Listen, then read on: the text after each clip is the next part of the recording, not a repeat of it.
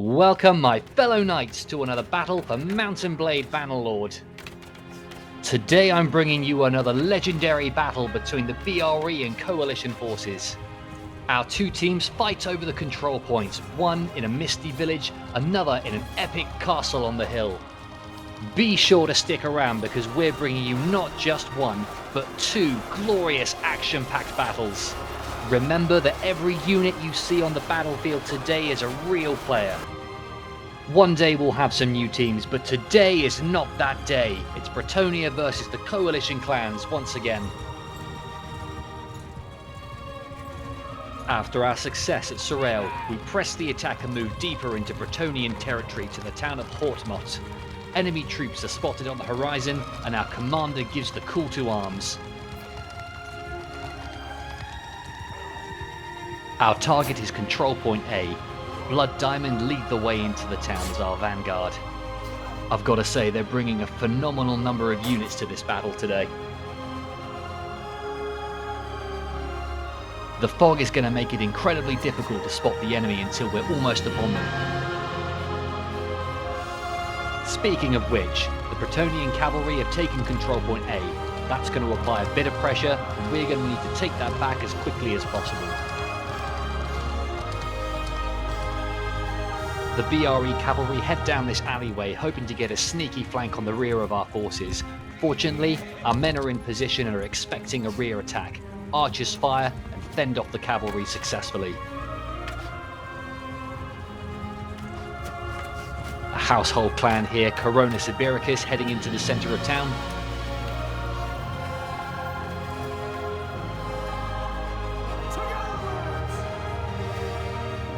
Kingdom of Hordaland and the Almagavas also leading the way. Blood Diamond are well known for this, hiding their forces, looking to strike the enemy when they least expect it.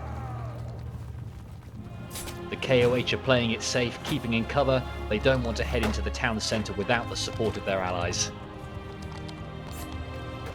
Let's zoom out and get a bird's eye view of the battlefield. The Coalition cavalry are going by on the right there.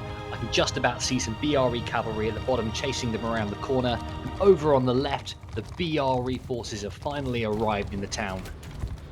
They're being cautious, and rightly so. The Coalition could be anywhere in that town. Charging in piecemeal is a sure way to get into an ambush. Their strategy is sound.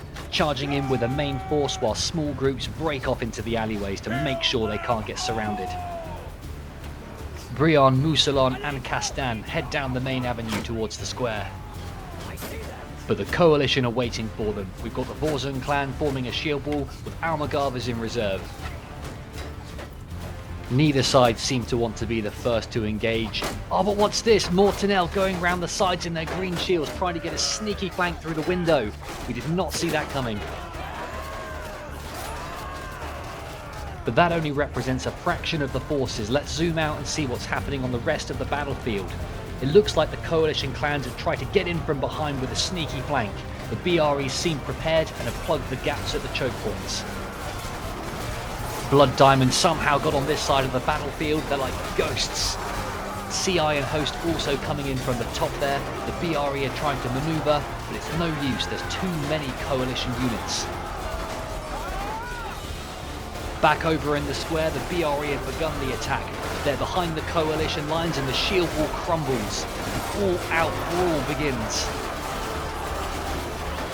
It seems the BRE outnumber the Coalition on this side, which is the opposite of what's happening on the other side of the village. Whoever can beat their forces first and reinforce the other stands a good chance of winning this one.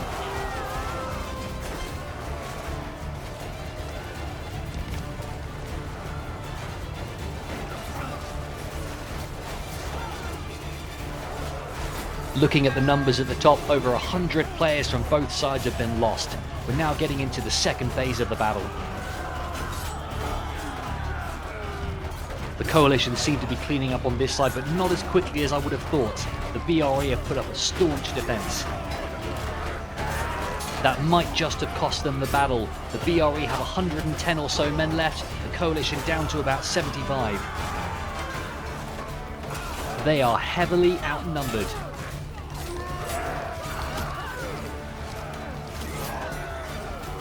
Both battles on each side of the town are now finished.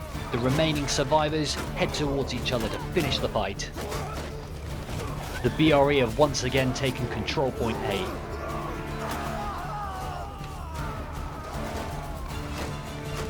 The BRE, sensing victory, charge in. They've got the numbers, they can overwhelm the coalition as long as they all attack at once. Blood Diamond retreat up this bank, KOH on the other side. It's not looking good for them, guys. But wait, what's that? The KOH have archers positioned on the roof. Due to the coalition infantry positioning, the BRE have their backs to them, allowing the archers to get some great shots off. Brion have finally noticed the archers and are coming in to take them out. But I think it's too late, guys. The archers have already caused too much damage. The numbers are now looking much more even.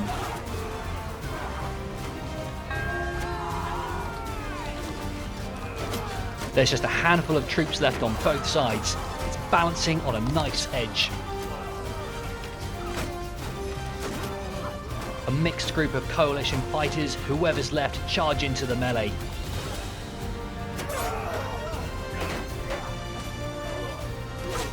Oh, it's so back and forth. Anyone could win this.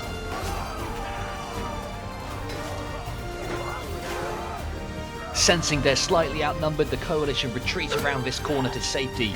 I've got to say, guys, it's so neck and neck.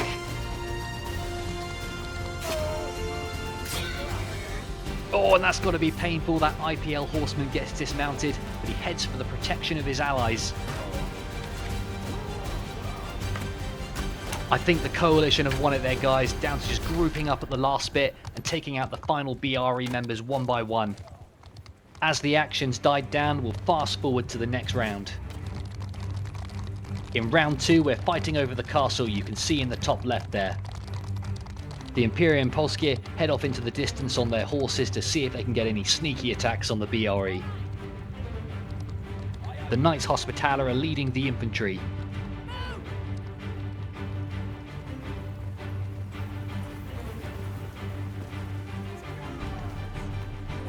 The KOH are heading out to the right flank, acting as scouts to see if they can locate the enemy forces.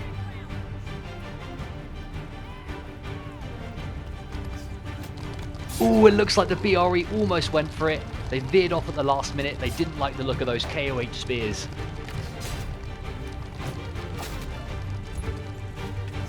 Instead, they're coming round the back of our infantry looking for better opportunities, and it looks like they find one. I noticed a couple of losses on the coalition side there if you look at the numbers.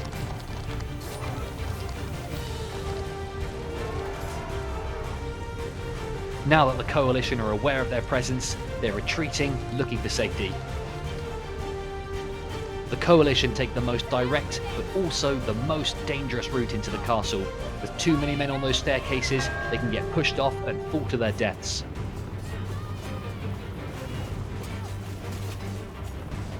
Oh, but they're too slow. The BRE already hold this choke point. Coronis and Bericus begin fighting their way through. But there are more ways into the castle. The coalition just have to make sure they're pushing every possible avenue. They need to apply pressure to the BRE. Oh, we must have missed something here. These are the coalition horses, but where are the riders? Looking at the fighting through this archway, here are the remaining IPL members. They must have tried to take the castle, but there were just too many defenders. That's going to be damaging for the coalition, losing their cavalry so early on.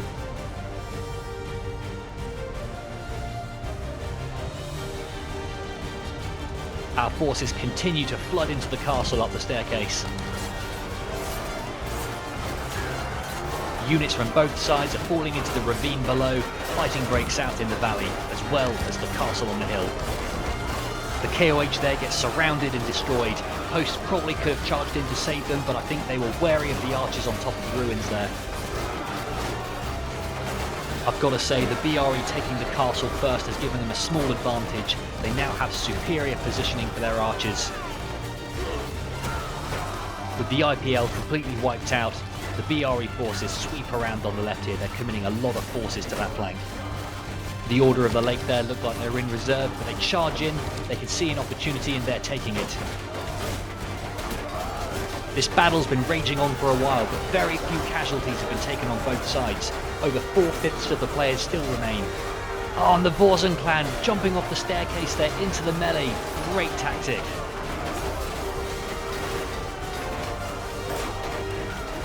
The Coalition now have a good foothold in the castle, but their enemy still dictate the terms of the battle. They control the movements and have boxed the Coalition into this corner.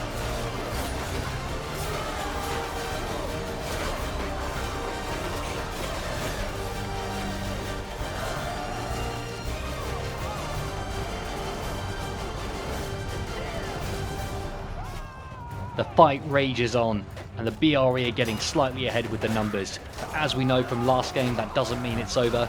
Coalition could still bring this back. Ooh, that's gotta hurt, but the BRE have great archer positioning up here. It's risky, but it's worth it. Oh, I know I said there was still hope, guys, but the Coalition have lost 50 troops in the last 15 seconds. The BRE numbers are still looking very strong.